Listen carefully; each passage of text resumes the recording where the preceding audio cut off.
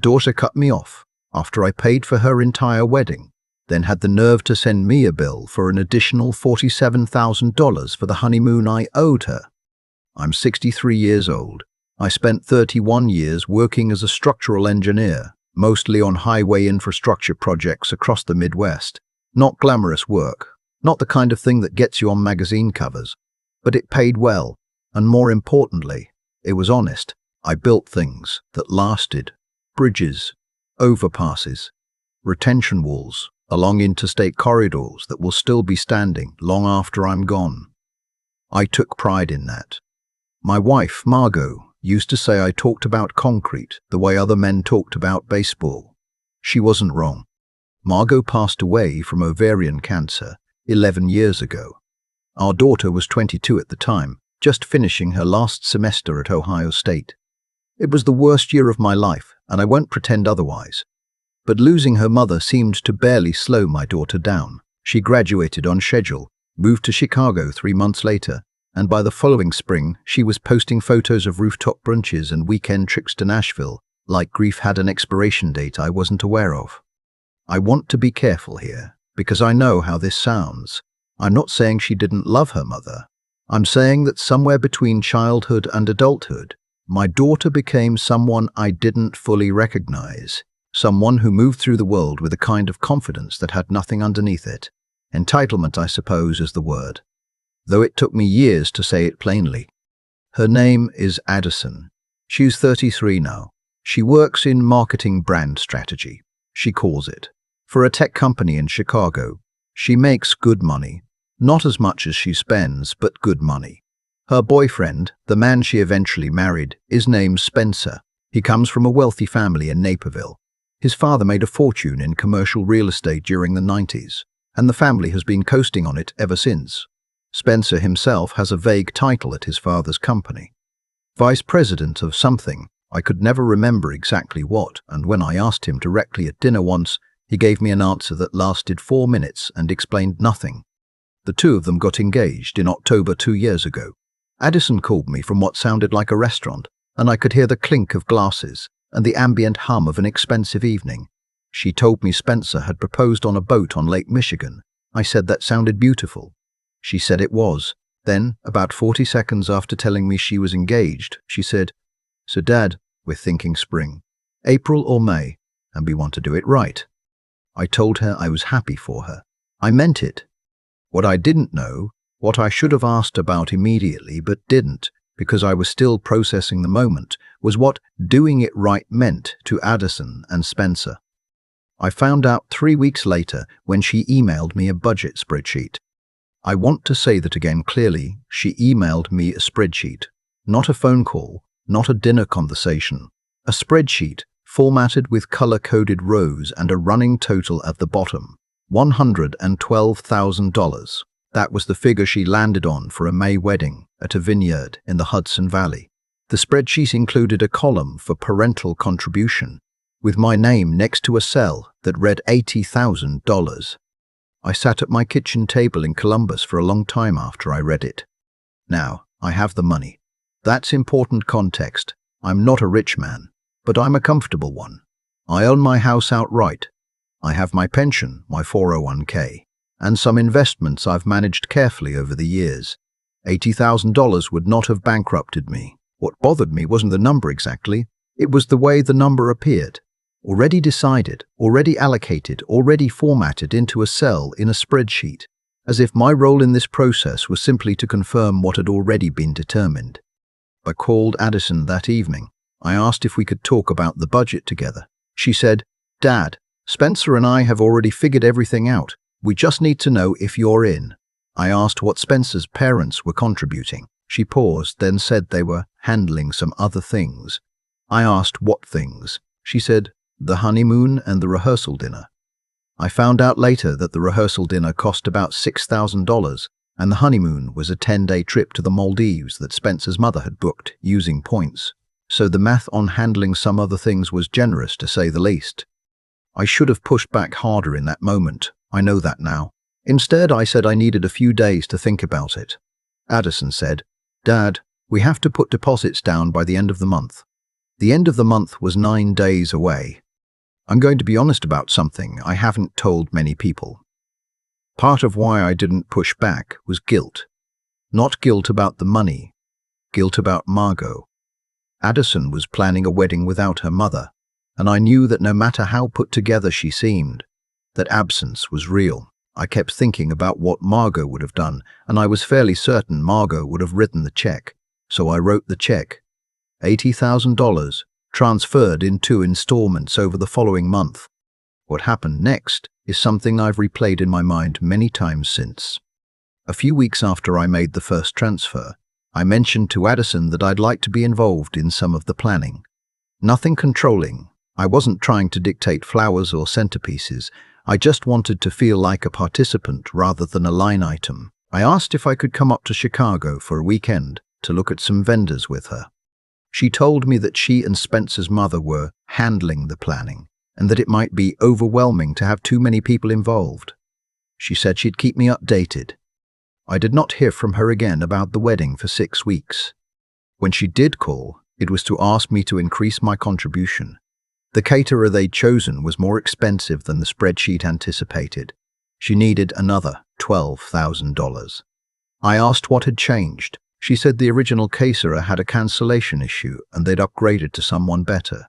I asked why Spencer's family wasn't absorbing some of that overage, given that they had significantly more financial flexibility than I did. She said, "Dad, can we not make this about money?" Which I found remarkable given that the entire conversation was about money. I sent the $12,000. Total contribution at that point, $92,000. And I had not been consulted on a single decision. The wedding was on a Saturday in early May. The venue was genuinely beautiful, a working vineyard about 2 hours north of the city, with long wooden tables set up between the rows and white lights strung overhead. I will give Addison this.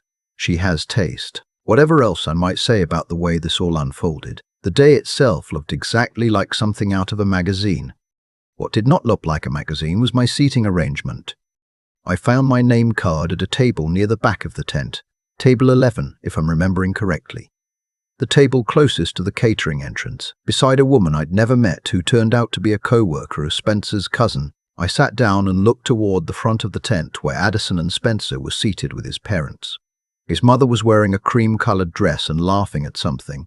His father was already on his second glass of champagne. I had spent $92,000 to sit at table 11. I want to tell you I handled that gracefully. I ate my salad. I made small talk with the woman from Spencer's cousin's office. I watched my daughter dance with her new husband, and I clapped along with everyone else. But somewhere in the middle of the reception, I felt something shift inside me. Not anger exactly, something quieter than that, something more like clarity. I thought about the spreadsheet, the deposits, the $12,000 phone call, the 6 weeks of silence, the planning conversations I was excluded from, the chair I was sitting in next to the kitchen, and I thought about my father, who died when I was 44, and who I called every Sunday without fail for the last decade of his life. We didn't always have much to say. Sometimes we just talked about the weather or what was on the news. But I called because calling mattered, because the relationship mattered more than whatever else was happening that week. I finished my chicken. I said goodbye to the woman from Spencer's cousin's office. I found Addison during a brief break in the dancing, hugged her, told her she looked beautiful, which she did, and I left. I cried in the car for about 20 minutes. Then I drove the 2 hours back to Columbus. 4 days later, I received an email. The subject line was, "Honeymoon, final costs." The email was from Addison. It was brief. She wrote that the Maldives trip had come in over budget due to some upgrades they'd made, a villa with a private pool instead of the standard over-water bungalow, some excursions they'd booked through the resort. She said Spencer's parents had covered the original booking, but that the additional costs came to $47,000, and she felt it was fair for me to contribute to their start as a couple. $47,000 for a honeymoon villa upgrade and excursions in the Maldives. I read the email 3 times. Then I set my phone down on the kitchen table and went outside and stood in my backyard for a while. It was a Tuesday afternoon. The neighbors were mowing their lawn. A cardinal was sitting in the dogwood tree I'd planted the year Addison was born. I went back inside and I called my brother, Herb. He's 68, retired, lives in Tucson. He's the only family I have left that I'm genuinely close to. I read him the email over the phone. There was a long pause. Then Herb said, "What are you going to do?" I said I didn't know yet, but I was starting to have some ideas. Here's the thing about being an engineer for 31 years. You get very comfortable with the idea that structures need to be load-bearing. A bridge only works if what holds it up can actually handle the weight. For most of Addison's adult life, I had been the load-bearing structure for everything she wanted. Her college tuition, her first car, the security deposit on her Chicago apartment, the $4,000 she needed when her credit card debt got out of hand a few years ago, and now $92,000 for a wedding I sat in the back row of. I had never once asked her to hold anything up. So I did something I probably should have done years earlier. I hired a financial advisor I trusted, a woman named Patricia who I'd worked with on some of my investment accounts, and I spent an afternoon restructuring my estate plan. I updated my will. I established a charitable remainder trust that would direct a significant portion of my assets upon my death to the engineering scholarship fund at Ohio State that Margot and I had contributed to for years. I didn't cut Addison out entirely, but what remained for her was substantially less than what it would have been the week before. Then I wrote a response to the email. I kept it short. I said I had given the request careful thought. I said I had contributed $92,000 to her wedding, which I did gladly and out of love, and that I considered that contribution complete. I said I would not be contributing to honeymoon costs. I said I hoped she and Spencer had a wonderful trip and a happy marriage. I did not mention the estate plan. I did not threaten anything. I just said no. The response came within 2 hours. It was considerably longer than my email. Addison wrote that she was blindsided and hurt by my response. She said she had always assumed I would want to give her and Spencer the best possible start. She said that Spencer's parents had gone above and beyond, and that she was embarrassed by how it would look if her own father couldn't step up. She said she felt like I was making her wedding about money, which was, again, remarkable. And she ended the email by saying she needed some space and would be in touch when she was ready. I did not hear from her for 3 months. In that time, I did a few things. I kept up with my life. I had lunch with Herb when he came through Columbus in July. I volunteered 2 Saturdays a month at a Habitat for Humanity build in my neighborhood, something I'd been doing for a couple of years and that I find genuinely satisfying. I went to a concert with a colleague from my old firm. I read a lot. I slept well, which surprised me a little. I also had a conversation with a therapist, something I'd been resistant to for most of my life, but that my doctor had gently recommended more than once. I went 4 times. What I took away from those sessions, more than anything else, was this. I had spent a long time confusing love with funding. I had believed that providing for Addison meant connecting with her, that as long as the money was there, the relationship was intact.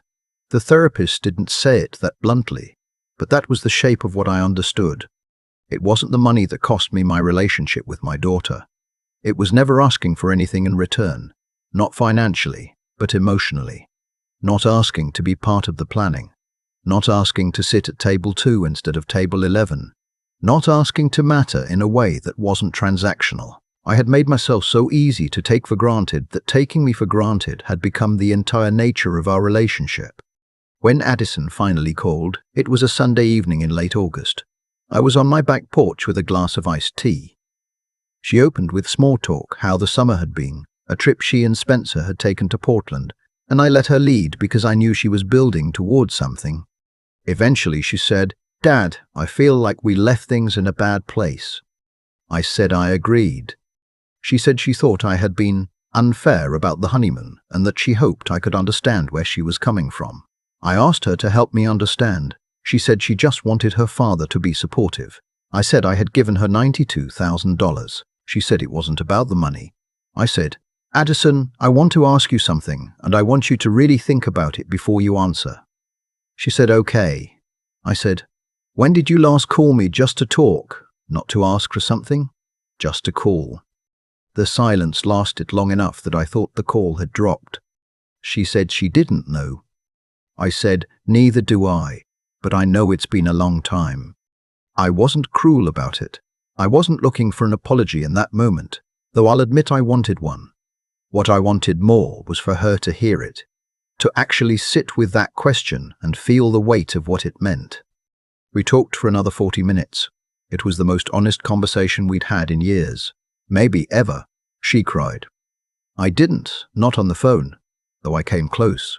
She said she hadn't realized how much she'd pulled away since her mother died. She said building a wall had been easier than dealing with the grief, and that somewhere along the way the wall had just become her normal. I said I understood that. I told her I'd built some walls of my own. I told her about the estate changes. I didn't soften it. I said I had restructured things and that the Ohio State Scholarship Fund would receive a larger share than she would. I said I was telling her not as a punishment but as information, because she deserved to know and because I thought we'd gotten into a pattern where the assumed inheritance was replacing an actual relationship, and I didn't want that for either of us. She was quiet for a while. Then she said, "Do you still want to have a relationship with me?" I said that was the only reason I was still on the phone. We didn't resolve everything that night. I want to be clear about that because I think it would be dishonest to wrap this up too cleanly. She didn't suddenly become a different person. We didn't schedule weekly dinners and ride off into a sunset of reconciliation. What we did was agree to try. She said she would call more. I said I would come to Chicago for a visit when she was ready for one. She did call the following Sunday, not because she needed something, just to tell me she'd seen a documentary about bridge construction and thought of me. It was a 12-minute call. It was the best 12 minutes I'd spent in a long time. I don't know what the next few years will look like for us. I'm 63. I've watched enough of my peers lose people, spouses, siblings, old friends, to know that time is not something you can deposit and draw from later. You spend it when you have it, or you don't spend it at all. What I know is this: I spent 31 years building structures meant to bear weight and last. I was not going to spend whatever is left of my life being a structure that only existed to be leaned on. I wanted to be someone my daughter called because she wanted to hear my voice, not because she needed something transferred to her account. And for the first time in a long time, when the phone rang on Sunday, that's exactly what happened. There's a moment I keep coming back to, not the email, not the spreadsheet, not even table 11. It's the cardinal sitting in the dogwood tree I planted the year Addison was born, while I stood in my backyard on a Tuesday afternoon trying to make sense of a $47,000 honeymoon bill. Something about that image stays with me. That tree is still standing. The bird didn't care about any of it. Life just kept going, the way it always does, whether you're ready or not. I spent a long time thinking the measure of a good father was what he provided, and I wasn't wrong exactly. Providing matters. But I confused the act of giving with the act of connecting, and those are not the same thing. Every check I wrote, every transfer I approved without question, every time I swallowed my feelings because I didn't want Addison to associate me with conflict, I thought I was being generous. What I was actually doing was teaching her that I had no boundaries worth respecting. That's not generosity. That's a slow erosion of your own dignity, dressed up as love. What I had to reckon with, really sit with, not just understand intellectually, was that I had a hand in building the dynamic that hurt me. Addison didn't arrive at entitled fully formed. She learned over years that Dad would figure it out, that Dad wouldn't push back, that Dad's feelings were secondary to the plan. I taught her that, not with words, but with pattern after pattern of quiet compliance. Recognizing that took more honesty than I expected. It's easier to cast yourself as the wronged party than to look at what you contributed to the situation. But I think that kind of honest self-examination, the willingness to hold yourself accountable even when you're also genuinely the one who got hurt, is the only way through something like this. The decision to restructure my estate wasn't revenge. I want to be clear about that. It wasn't about punishing Addison or proving a point. It was about making a structural change, and I say structural deliberately because that's how my mind works. That reflected reality rather than wishful thinking. The reality was that the assumed inheritance had become a substitute for an actual relationship. Remove the assumption, and you create the conditions for something more honest to grow. Or you don't, and at least you know where things really stand. Either way, you're working with the truth. What surprised me most was what happened after. Not the confrontation, not the difficult phone call, but the Sunday she called just to tell me she'd watched a documentary about bridge construction and thought of me. 12 minutes. No agenda. That call required something from her, a willingness to reach out without needing anything in return, to be a daughter rather than a beneficiary. That's not nothing. That takes a kind of character that I wasn't sure she still had. I'm glad she found it. I'm 63. I don't have unlimited runway. What I know is that I'm no longer willing to mistake funding for fatherhood. The relationships worth having are the ones where both people show up, not just when there's a transfer to confirm, but on ordinary Sundays, for no reason at all. That's what I'm building now, slowly, without a spreadsheet.